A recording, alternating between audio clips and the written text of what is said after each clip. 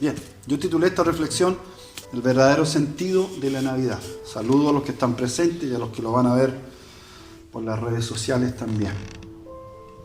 Bueno, llegamos hoy día al final de una serie que hemos denominado los relatos de la infancia de Jesús. Espero no extenderme mucho, más allá de 30 minutos, menos si es posible. Bueno, hemos visto cómo Mateo y Lucas son los únicos textos de la Biblia que hablan sobre la infancia de Jesús. Coinciden en varios aspectos estos dos evangelios. Coinciden, por ejemplo, que Jesús nace en Belén.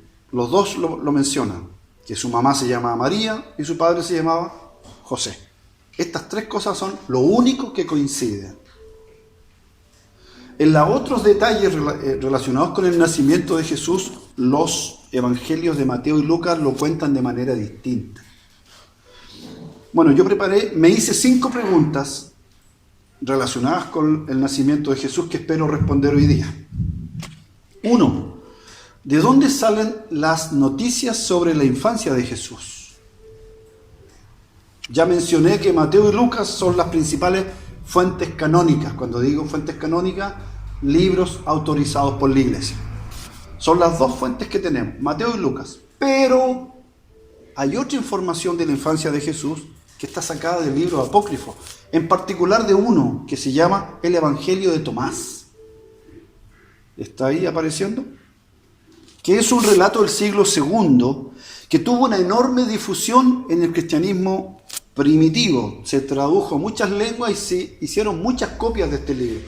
Costó sacarlo de la iglesia. Y era un libro apócrifo. Le cuento yo que los libros apócrifos dicen que Jesús de niño hacía palomas de barro y las tiraba al aire. Y cuando estaban en el aire, se transformaban en palomas y volaban. Otro relato, en los libros apócrifos se menciona que Jesús estaba jugando con un amiguito en el segundo piso de una casa. Y el amiguito se cayó y murió. Jesús baja rápidamente de la casa y adivine, lo resucita delante de los padres. Este tipo de milagros se mencionan en los libros apócrifos. Ahora, ¿cómo es que los evangelistas llegan a recuperar los recuerdos de la infancia de Jesús? Bueno, lo primero que hicieron fue que la memoria de los escritores se divide en 3 etapas. La primera etapa, lo primero que recordaron los escritores fue el evento que estaba más próximo, la muerte de Jesús. De modo que lo primero que se pone por escrito es la muerte, la detención, muerte, detención, crucifixión, muerte y resurrección de Cristo. Eso es lo primero que se pone por escrito. Y ponga ojo, los 4 evangelios dedican varios capítulos a este evento. Luego, la segunda etapa la comprenden el documento Q y el Evangelio de Marcos, que son los que recuperan o recuerdan las enseñanzas de Jesús y los milagros de Jesús. Y una tercera etapa, que aquí es donde los escritores buscan y recuerdan la infancia de Jesús. Es decir, la memoria o el recuerdo de Jesús comenzó desde la muerte para atrás. La muerte, crucifixión, las enseñanzas de Jesús y sus milagros, y por último, la infancia. Marcos, que es el primero que se pone por escrito, Marcos comienza con un Jesús adulto. Mire, Marcos recoge las 2 primeras etapas, muerte y resurrección, y las enseñanzas y los milagros. Y no recogió, porque no alcanzó, la infancia de Jesús, porque ya se puso por escrito. Santo Dios. Bien. Aquí ya respondo la primera pregunta, ¿de qué fuente sacamos la información sobre la infancia de Jesús? Segunda pregunta, ¿a quiénes representan los pastores de Belén? Ya dije en otras reflexiones, ¿a quiénes representaban los magos? ¿Qué representaba la estrella?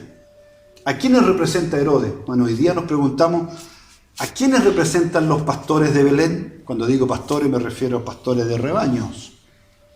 Bueno, el relato del Evangelio es tan sencillo, que a veces revela muy poco la identidad del misterioso pequeño que está apareciendo en la historia. Sin embargo, si uno sigue leyendo, el relato menciona que los ángeles revelan la identidad de esta criatura que están haciendo. Los ángeles que se le aparecen a los pastores le dicen: os doy, primero, no temáis, os doy nuevas de gran gozo, que os ha nacido hoy en la ciudad de David un Salvador, que es Cristo el Señor. Es decir, el mismo relato responde la identidad de este misterioso ser que está naciendo. Ahora, la visita de los pastores de Belén, que solo lo menciona Lucas, Mateo menciona la visita de los magos, pero Lucas menciona la visita de los pastores. No es un relato histórico, otra vez. Esta es la cuarta vez que digo que todos los relatos de la infancia de Jesús no son históricos. Y queda grabado, Padre Santo. Bueno, la aparición de los pastores tampoco es histórico, porque representa una idea espiritual. Los pastores simbolizan, escúcheme bien, a los pobres. Lucas, todos los personajes con los cuales Jesús se rodea son pobres. Ponga atención en esto, en el Evangelio de Lucas. Pobres o enfermos. Y en este caso, los pastores son los pobres a quienes es anunciado primero el Evangelio. Lucas capítulo 4, verso 18. Ahora, con esta mención de los pastores, que representan a los pobres, no está la intención de cubrir con romanticismo la pobreza. ¿Qué quiero decir con esto? El Evangelio no quiere que la pobreza se vea bien. No. Al contrario. Porque la pobreza no es buena, nunca. En ninguna parte del mundo y en ningún momento de la vida la pobreza es buena. Lo que pasa es que los pastores representaban una clase despreciada por los sacerdotes. ¿Por qué eran despreciados los pastores? Porque su trabajo tenía contacto con animales. Dormían con animales. Santo Dios, se comían esos animales, le sacaban el cuero a los animales, vendían ese cuero. Y toda esa relación delante de los sacerdotes convertía el oficio de los pastores en un oficio inmundo. Y entonces cuando los ángeles le cuentan a los pastores qué niño están haciendo, y los pastores vienen al establo, santo Dios, ahí hay una intención espiritual muy hermosa. ¿Cuál? Que el Evangelio primero fue revelado a los pobres, según el Evangelio de Lucas. Santo Dios. Y Lucas lo repite varias veces, vuelvo a repetir la idea. Lucas repite varias veces que el Evangelio es revelado primero a los pobres. Y en segundo lugar, los pastores de Belén simbolizan a los lectores del Evangelio de Lucas, quienes tienen que saber cuál es la identidad de este niño que ha nacido, que es nada menos que el Salvador del mundo. Y todos aquellos que tengan ojos de la fe verán en este niño frágil, santo Dios, envuelto en pañales, que aquí se encierra una idea superior. ¿Cuál es esta idea? Que Jesús es el enviado de Dios, el Mesías prometido para el mundo. Bendito Dios. Es decir, da lo mismo si los pastores son históricos o no. Lo que es superior a eso es la idea espiritual que está ahí. Hermosa. Dice amén, acompáñeme. Amén. Para que en la grabación se crea que habemos 800 aquí.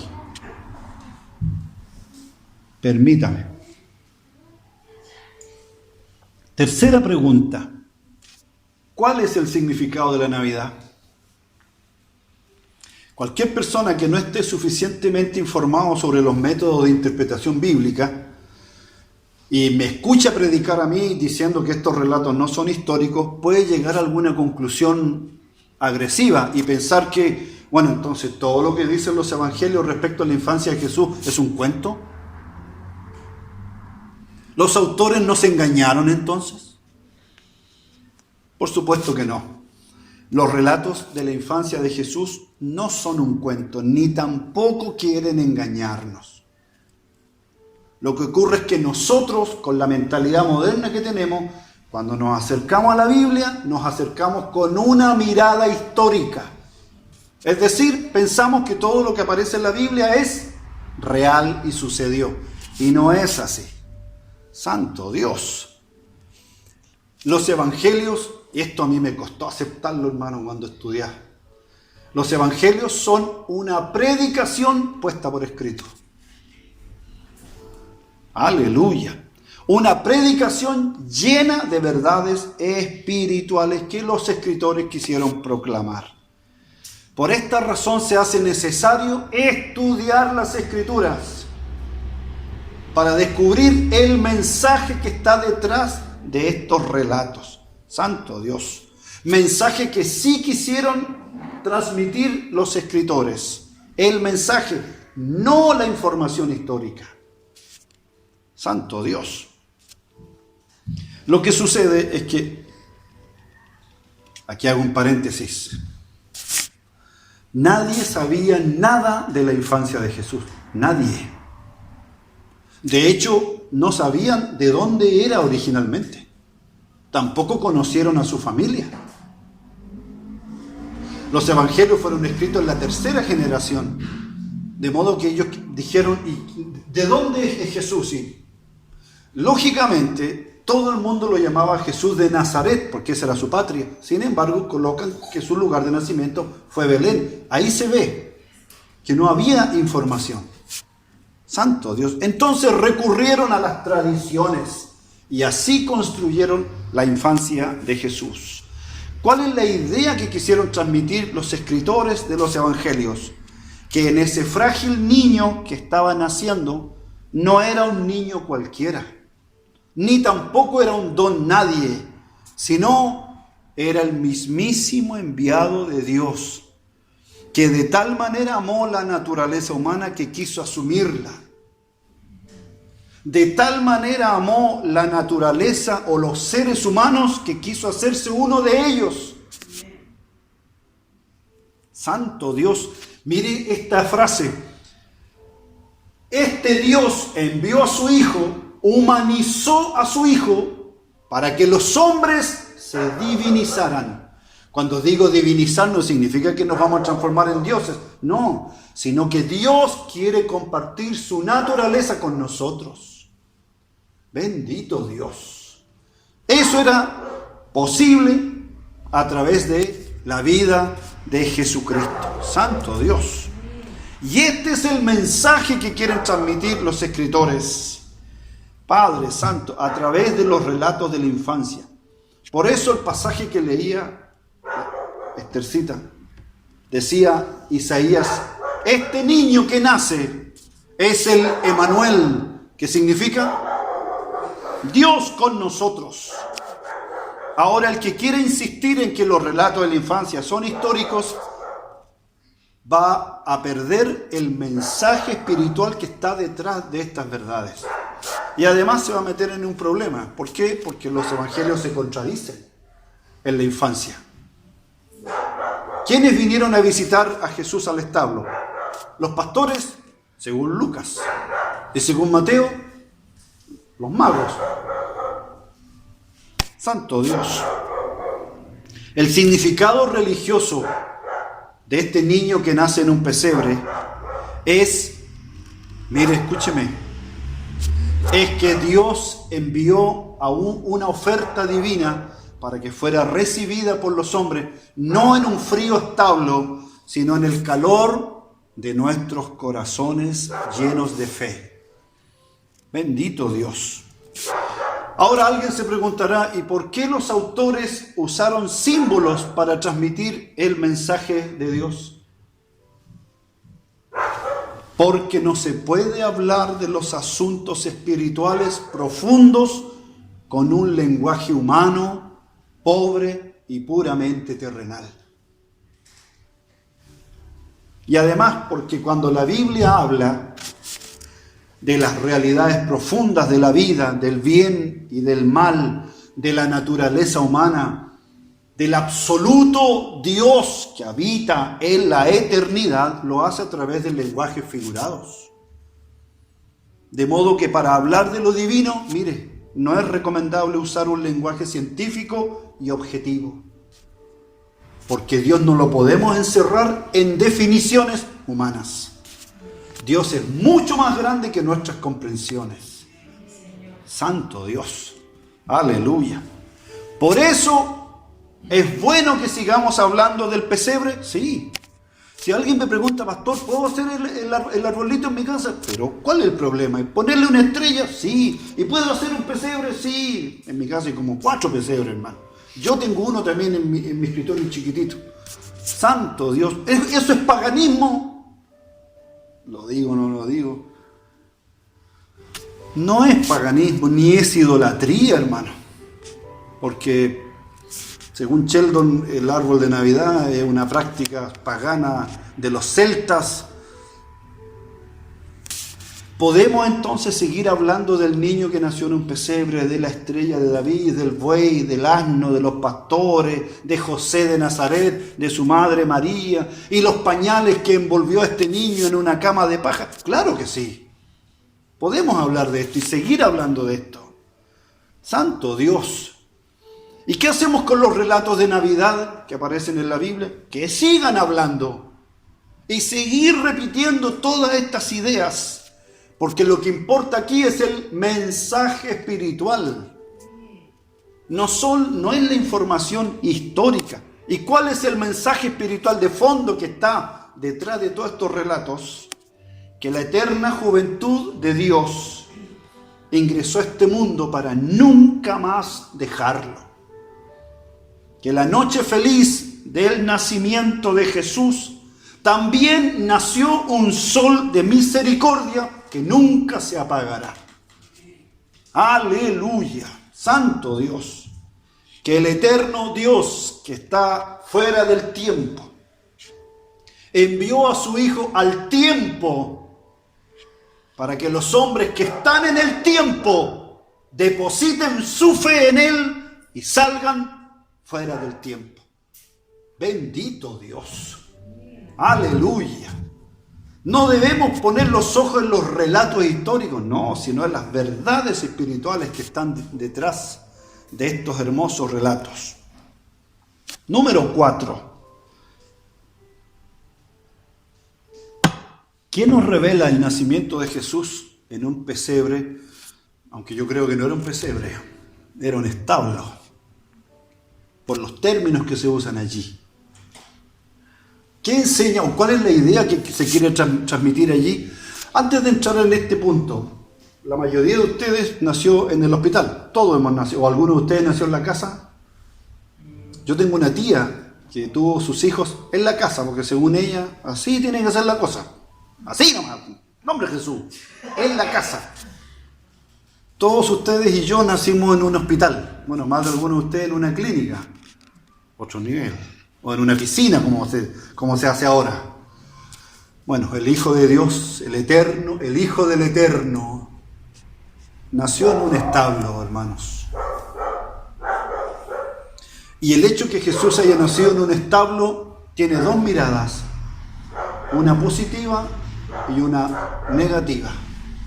La positiva: ver al Hijo de Dios, del Eterno, naciendo en un establo, es una tremenda lección de humildad. Esto habla de aquel que no quiso incomodar a nadie con su grandeza, sino que se hizo pobre para mirar a todos los hombres desde su misma condición. Hago un paréntesis, Bárbara me decía el otro día: papá, cuando hables con un niño, no le hables de arriba hacia abajo. Hola, ¿cómo estás? No, porque él te mira hacia arriba y ve un gigante. Agáchate y ponte a la altura de él. Y ahí te va a escuchar con más atención, porque te va a ver como un igual. Santo Dios. Este Jesús que no quiso impresionar con su grandeza, sino que se hizo pobre para mirar a los ojos de los hombres desde su misma altura. En lugar de venir a la tierra en medio de la fanfarria y de los lujos, el Hijo del Eterno nació en una sencilla cama de paja rodeado de animales Y sus primeros visitantes fueron los humildes pastores de Belén. Esa es la enseñanza positiva. Santo Dios. Aprovecho de hablar un poquito sobre la humildad. La humildad no tiene nada que ver con la ropa ni con los bienes que uno tenga. No, hermano. Usted puede tener un lindo auto y una linda casa y seguir siendo una persona humilde. Como también usted puede vivir en una media agua, no tener vehículo, una bicicleta toda tirillenta y sin embargo ser arrogante, hermano. La humildad no tiene nada que ver con los bienes o los recursos que uno posee. Bendito Dios. Aleluya. Entonces, cuando la Biblia nos llama a ser humildes, no nos está diciendo ustedes tienen que ser pobres y dormir en una cama de paja. No nos está diciendo eso. Sino que imitemos la misma actitud de Jesús, que siendo el Hijo del Eterno, vivió esta vida de manera muy humilde. Santo Dios. La enseñanza negativa que hay aquí. Usted me dirá, pero ¿cómo una enseñanza negativa? Sí. Dios bendiga a ese perrito, Padre Santo. ¿Cuál es el aspecto negativo de que Jesús haya nacido en un establo? Es que aquí se percibe la reacción de las personas hacia José, María y Jesús. Esto enseña que las personas modernas no debemos actuar como lo hicieron los habitantes de Belén, que le cerraron la puerta en la cara a la familia sagrada. Dice el texto que tuvieron que ir a un establo porque no había espacio, no había ninguna posada en Belén. Golpearon puertas de seguro y en todos los lugares le dijeron no. Esto revela entonces que cada negativa que hacen los hombres hacia Dios, hacia su reino y hacia sus enviados es un portazo en la cara al Señor del cielo. Aleluya. Y además, otra idea que se ve aquí, darle un portazo a la familia sagrada, José, María y Jesús, es que aquí también se ve la persistente resistencia de los hombres a las cosas espirituales. Hace unos días hablaba con una persona que está sumida en un tremendo drama, hermano. No puedo entrar en detalle porque es terrible, terrible, terrible. Y yo le escuché atentamente todo su drama y le dije, ¿y buscaste ayuda con los abogados? Sí. ¿Y buscaste dinero? Sí. Y no sé, ¿hablaste con tu jefe? Sí, hablé con tu jefe. Y no, ninguno me ha podido ayudar. Bueno, y como soy pastor, le dije, bueno, te falta una puerta. Golpear una puerta. Yo conozco a alguien que no te va a cobrar nada. Seguro te puede ayudar, mover circunstancias y liberarte de eso. Ah, ya, me dijo, ¿tú querés que vaya a la iglesia? No necesariamente. Pero sería el resultado, el agradecimiento por lo que Dios puede hacer.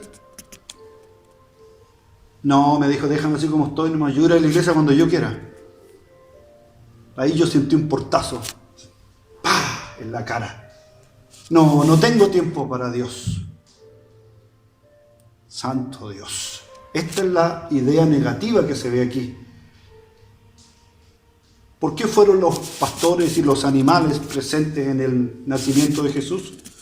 Porque ellos no se negaron. Bendito Dios. Número 5 y última pregunta que me hice. ¿Qué significado tiene el nacimiento de Jesús en un establo? Un establo es la casa de los animales. Es la prisión de los animales que trabajan para el hombre. Entre paréntesis, yo he visto casas de perro mucho mejores que un establo, hermano. Colchón, ventana incluso. Bueno, en el establo de la antigüedad, en el país pobre de Jesús, No era una cálida caballeriza como la de hoy día, o una cabaña elegante donde duermen los animales domésticos. Un establo del siglo I, en una aldea pobre como la de Belén, no eran más que 4 paredes rústicas, un empedrado sucio, un techo con vigas y con paja y con un olor pestilente a orina de animales. El verdadero establo de Jesús era oscuro, descuidado, maloliente. No había nada limpio en ese albergue. Hoy día las grandes tiendas comerciales han mejorado el establo y le han puesto un pesebre limpio, amable, un espacio delicado, bien dispuesto, un asno humilde y un buey compungido, acompañado por ángeles, los reyes magos y los pastores, todos juntos adorando al niño Dios. Pero ese establo no es el de Belén. Es el mundo comercial que quiere mostrar un rostro amable a un evento que incomoda.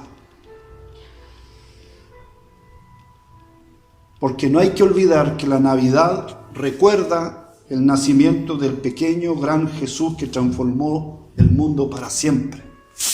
Y que no son los regalos, yo sé que esto es un discurso poco popular, pero la Navidad no consiste en los regalos, ni en las cenas, ni siquiera en el viejo pascuero, que no me escuche el Amparito, ni siquiera en el viejo pascuero. Y entre paréntesis, hago un paréntesis, no se tome fotos de lo que usted va a hacer en su casita, porque es Navidad, no vanidad. Esas cosas son suyas, disfrútelas. Si Dios la ha bendecido, qué bueno, me alegro, pero hágalo para usted, porque otras familias van a ver esas imágenes quizás con una fiesta muy pobre o una cena muy humilde. Ni suba los perfumes que le den, que cuestan 180 lucas, no suba ninguna foto. Santo Dios. Vuelvo a repetir, la Navidad no son los regalos ni las cenas. No estoy diciendo que no haga regalos, no. Hágalo, por supuesto que sí, hágalo, haga a todos los que pueda. Santo Dios. Hágase una cena linda, claro que sí. Y si quiere hacer el viejo pascuero también, no hay problema. Pero no olvide que lo trascendente es que el eterno Dios nos regaló a su Hijo Jesucristo para que todas las personas del mundo disfruten de la vida eterna. Por último, el nacimiento de Jesús en un establo es una bofetada a un orden establecido en la sociedad, donde los pobres están al último. ¿Qué es lo que hace Jesús o Dios al colocar a su Hijo en un pesebre pobre? Está haciendo un cambio en la escala social. Dios está diciendo, no, para mí los primeros, ¿quiénes son? Los pobres. Mire, hermano. Mire.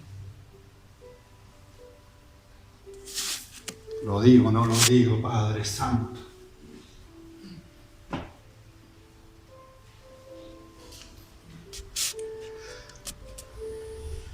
Hablando con una persona, yo le dije que nuestra iglesia estaba abierta a todas las personas que llegaran. ¿A todas? Me dijo. Sí, le dije yo, a todas, a todos. ¿La iglesia es el refugio de los pecadores? Sí, pero hay que tener cuidado, pues me dijo, no todos pueden entrar a la iglesia. ¿Y por qué no? Le dije yo. Voy a hacer una selección de personas entonces. Entonces los rubios de ojos celestes son los que pueden entrar, los que ganan sobre 2 millones de pesos pueden entrar. Los que no sé, pues los que no tienen hijos adoptados o nombres mapuches no pueden entrar. Los que tengan gustos distintos no pueden entrar. No, le dije yo, mi iglesia, tienen un pastor pecador y hermanos pecadores, y en mi iglesia las puertas están abiertas a todos los pecadores.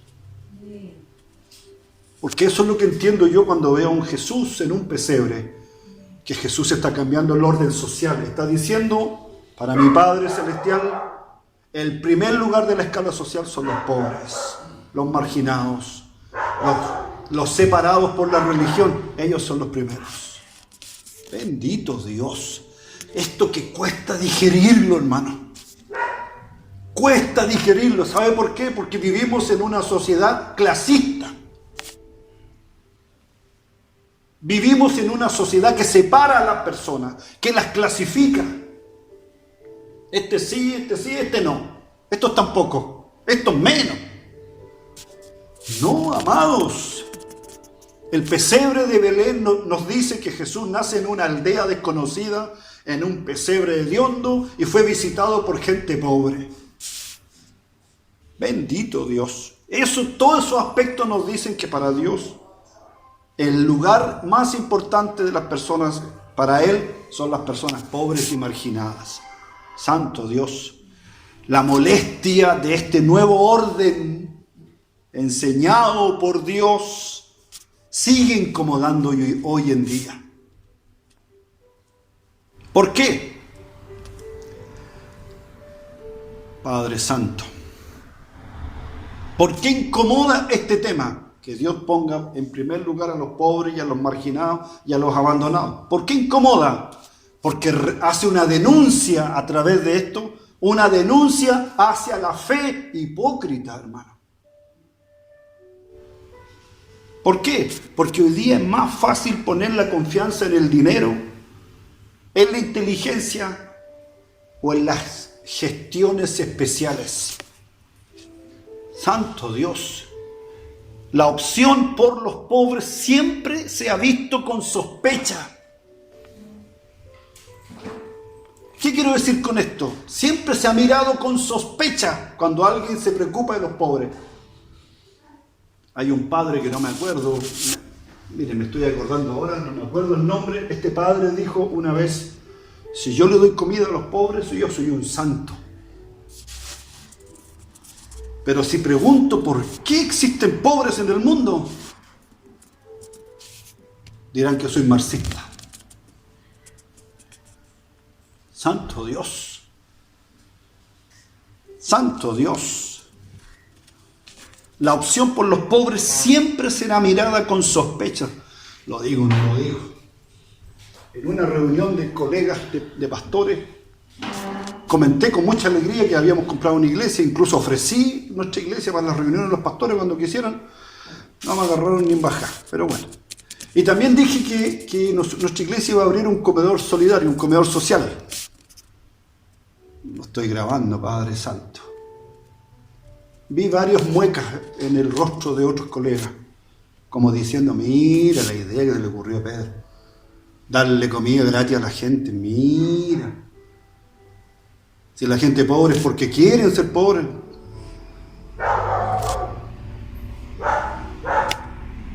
Si uno puede salir de la pobreza, claro. Claro que se puede salir. Pero ocurre que algunos tienen oportunidades y otros casi ninguna oportunidad. Padre Santo, ¿lo digo o no lo digo?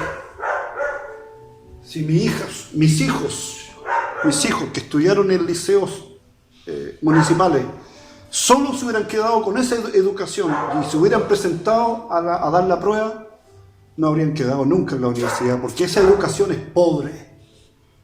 No les permite acceder a la educación superior.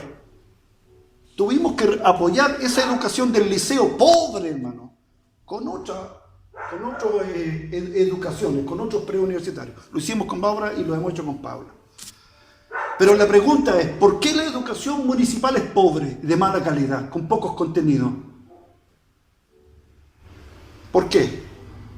Porque hay una razón social.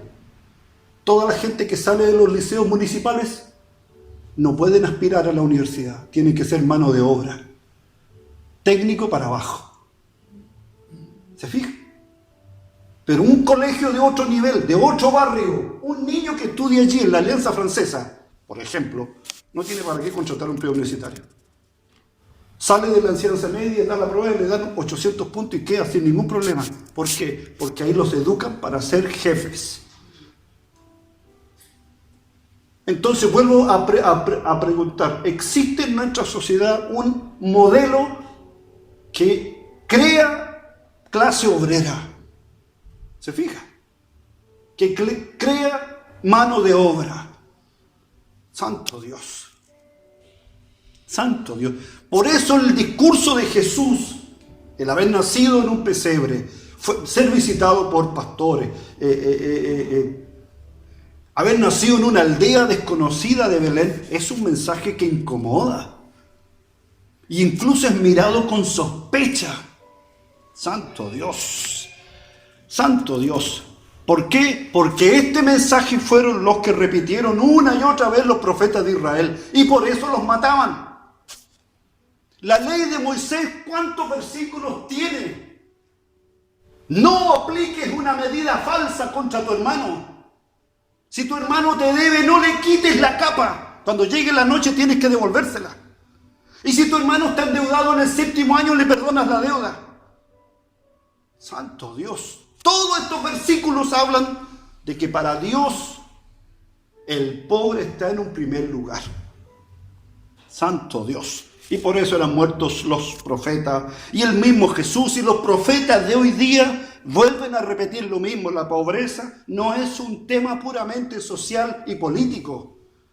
La pobreza habla de una enfermedad social. Estoy predicando con eco, parece. La pobreza habla de una enfermedad social, de un egoísmo contagioso, de un egoísmo de unos pocos en desmedro de muchos, hermanos. Padre Santo, yo espero que en algún momento en nuestro país se declare el agua como un derecho humano. Usted dirá, pero bueno, el derecho humano no tiene que ver con el cuerpo, con el sufrimiento. Bueno, el agua, si usted no toma agua, o si no le llega agua a su casa, usted se va a enfermar. ¿Y por qué digo esto? Porque el agua la están privatizando, hermano. Va a llegar un momento en que el agua va a ser más cara que el petróleo, hermano. Santo Dios. Y además nos faltan algunos que se están apropiando de ríos o desviando. ¿Sabía usted que la laguna de Quillón está bajando cuántos metros todos los meses? Los ríos se están secando. ¿Por qué? Porque se está desviando el cauce de los ríos. Santo Dios. Vuelvo a repetir, la pobreza no es un tema puramente político y social. La pobreza habla de una enfermedad social, de un egoísmo contagioso, de unos pocos en desmedro de muchos. Finalmente, Jesús no se presentó en la historia como un gran potentado que desde las alturas ordena al mundo lo que tiene que hacer. No. Jesús descendió al barro de la vida, al barro de Adán. Se hizo pequeño, se hizo hombre, se hizo pobre. Quiso experimentar la misma existencia que vivimos todos los seres humanos. Y desde esa existencia humana, con su corazón lleno de fe, bendito Dios, tomó nuestra miseria y desde nuestra miseria, lleno de fe, quiere ayudar a todos los seres humanos. Aleluya. Bendito Dios. Esto es lo que significa el nacimiento de Jesús en un establo. Bendito Dios. No voy a predicar más.